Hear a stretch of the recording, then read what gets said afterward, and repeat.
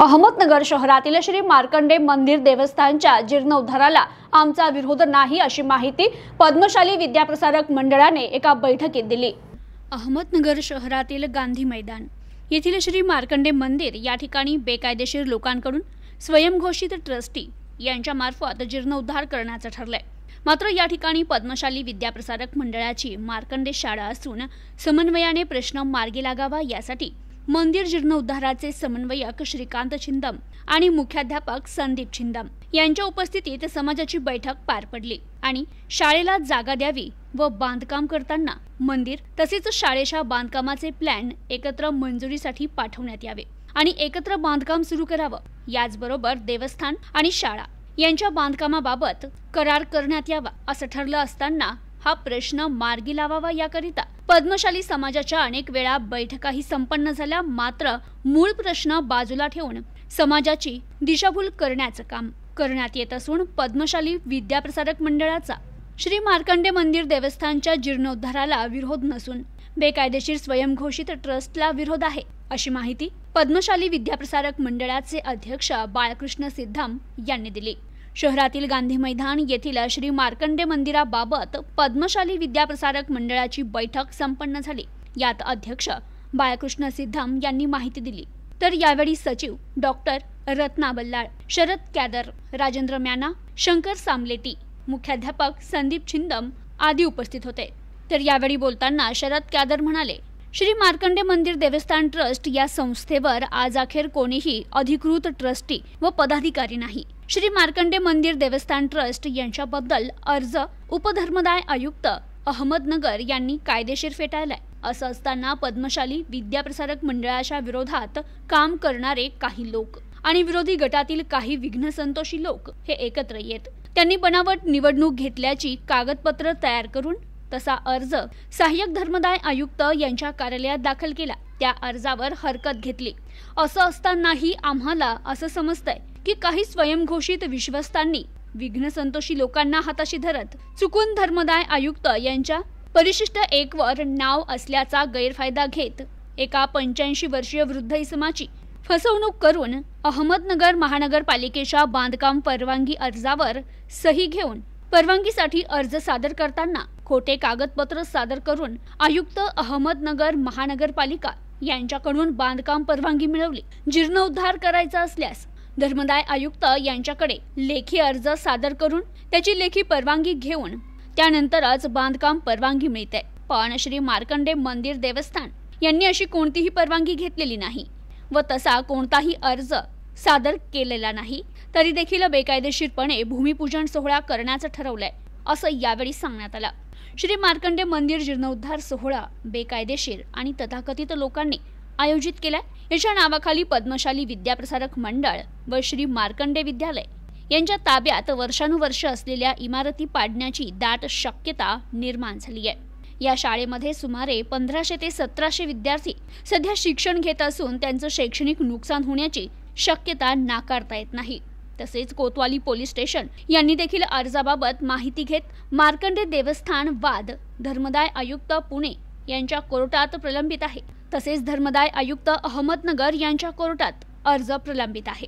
तरी आपण दिलेल्या अर्जाबाबत या धर्मदाय आयुक्त यांच्या कोर्टात दाद मागावी। तसेच संबंधित ठिकाणी कोणत्याही प्रकारे बांधकाम अथवा काम करू नये याबाबत गैर अर्जदार यांना CRPC 149 प्रमाणे नोटीस बजावणी करण्यात आली आहे अशी माहिती यावेळी शरद कॅदर यांनी दिली।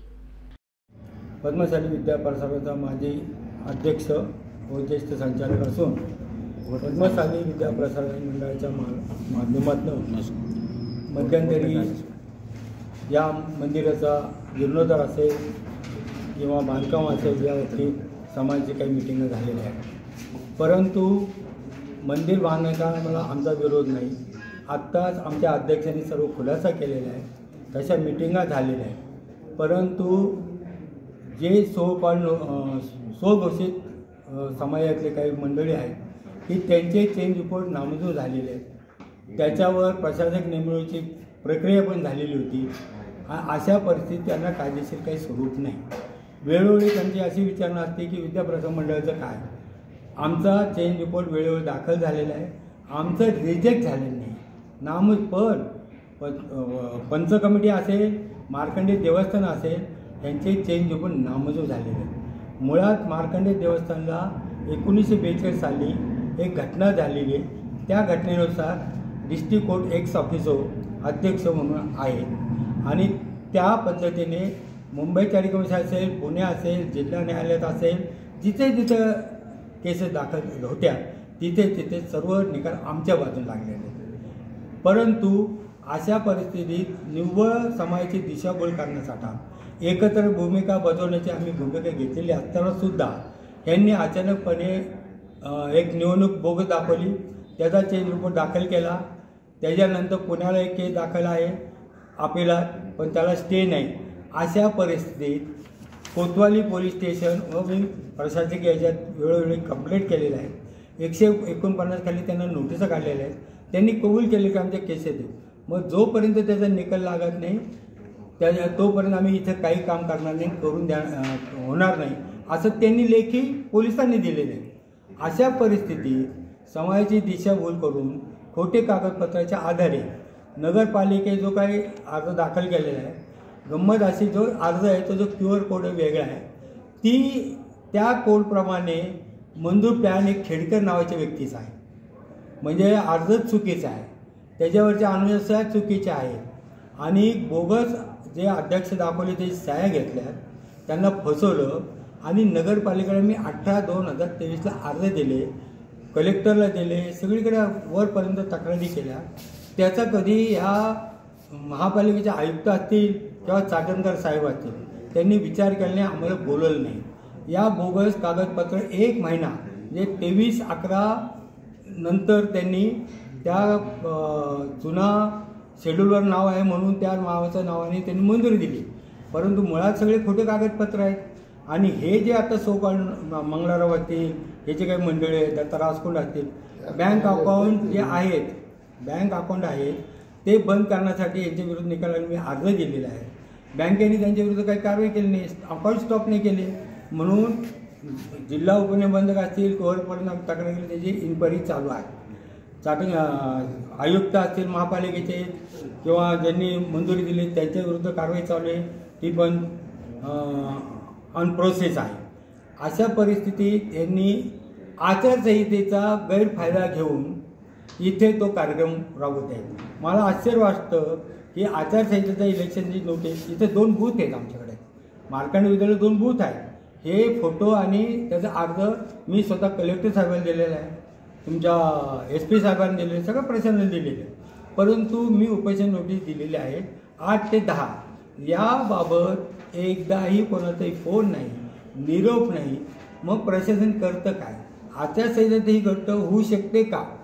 यांनी ठेवायचं कारण का मुद्दा की भावनात्मक करायचं, पण असा कार्यक्रम होऊन देणार नाही, होऊ नये म्हणून मी कलेक्टर साहेबांना काल पत्र दिलं, आयुक्तांना दिलं की त्यांनी या कार्यक्रमात उपस्थित राहू नये. जर आचारसंहिता असतं तर तुम्ही कशी काय उपस्थित राहू शकता?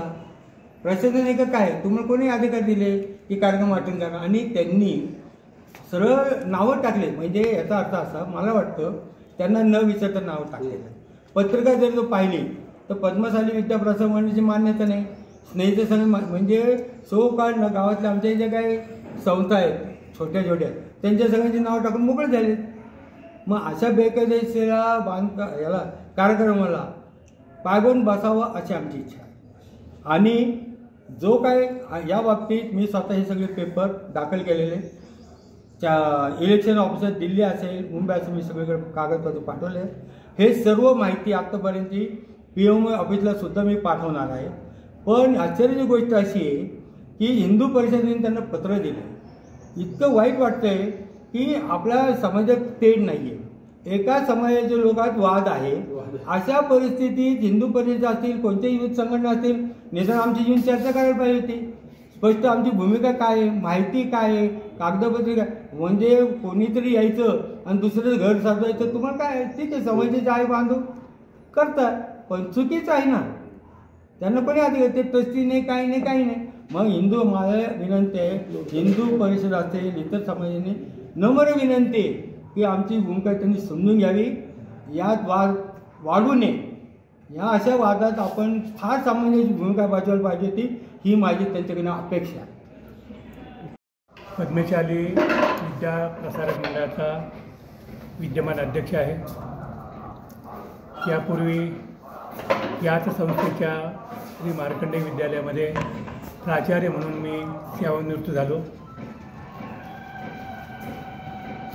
निवृत्त झाल्यानंतर 2 वर्ष मी श्री मार्कंडेय मंदिर देवस्थान ट्रस्ट याचा 2 वर्ष अध्यक्ष होतो. त्या काळामध्ये मी केलेल्या कामाचा अहवाल मी समाजाला सादर केलेला आहे. त्यामध्ये सर्व प्रकारचा हिशोबसुद्धा सादर केलेला आहे. परंतु त्याच वर्षी माझी पद्मशाली विद्या प्रसारक मंडळाच्या संचालकपदी निवडणुकीमध्ये निवडून आल्यामुळे त्या ठिकाणी त्यांना हे सहन झालं नाही आणि विद्या प्रसारकचा सदस्य याच्यावर नको म्हणून त्यांनी मला हे पद सोडायला सांगितलं आणि ते पद मी सोडलं.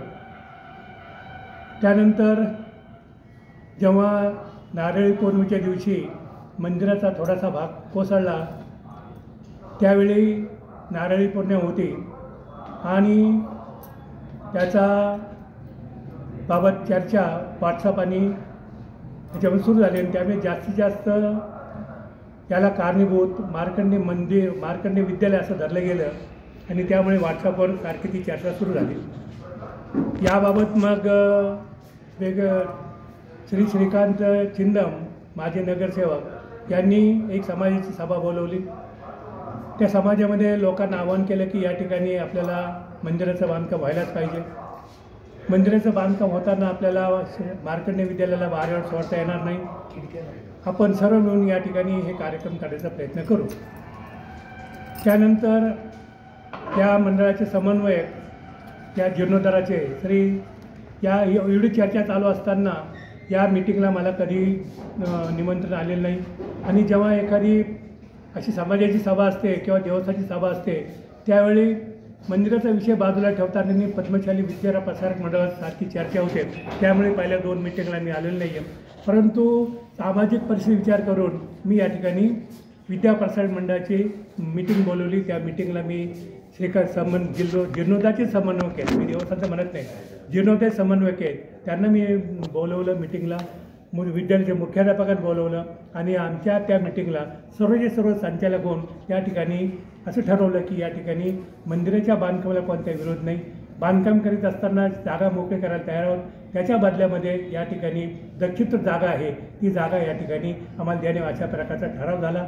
याबाबत पद्मशाली समाजाची मीटिंग स्वतः श्रीकांत चिंदम यांनी बोलवली. त्या मीटिंगला मी आमचे संचालक सर्व हजर होतो आणि त्या मीटिंगमध्ये सर्वानुमते असं ठरलं की ज्या मीटिंगमध्ये त्या ठिकाणी कोणत्याही प्रकारे विरोध झाला नाही आणि दोघांचे प्लॅन एकत्र मंजूर करून दोन्ही फॉर्म पाठवावे आणि त्या ठिकाणी त्याची मंजुरी घ्यावी. या ठिकाणी सर्व प्रकारचं सहकार्य हे करीन. या ठिकाणी उद्देश एवढाच आहे की या ठिकाणी मंदिराच्या बांधकामाला विरोध नाही, परंतु शाळा ही उघडी पडू नये. उद्या जर हे शाळेचं बांधकाम पाडलं गेलं काय झालं तर आपली शाळा काय मैदानात बसवायची का हा प्रश्न निर्माण झाल्यामुळे या ठिकाणी आम्ही इतका प्रयत्न करू नये. काही लोकांनी परस्पर वेगळ्या प्रकारची मंजुरी घेऊन या ठिकाणी याला वेगळा दिशा देण्याचा प्रयत्न केलेला आहे. भूमिपूजनाचा उद्देश एवढाच की भूमिपूजनाचा कार्यक्रम करताना या कार्यक्रमाला आम्हाला कार्यक्रम करू देत नाही. याला स्वतः शरद कॅदर आणि यांना विलन बनवायचं आणि या मार्कंडेय विद्यालय या ठिकाणी आम्हाला हे काम करू देत नाही हे दाखवण्याचा फक्त तो प्रयत्न आहे. या ठिकाणी आम्हाला भूमिपूजनाला विरोध नाही, बांधकामाला विरोध नाही, परंतु या ठिकाणी मंदिराबरोबर विद्यालयाचा देखील या ठिकाणी विचार व्हायला पाहिजे अशी आमची अपेक्षा आहे. Bureau report, news today 24, Ahmednagar.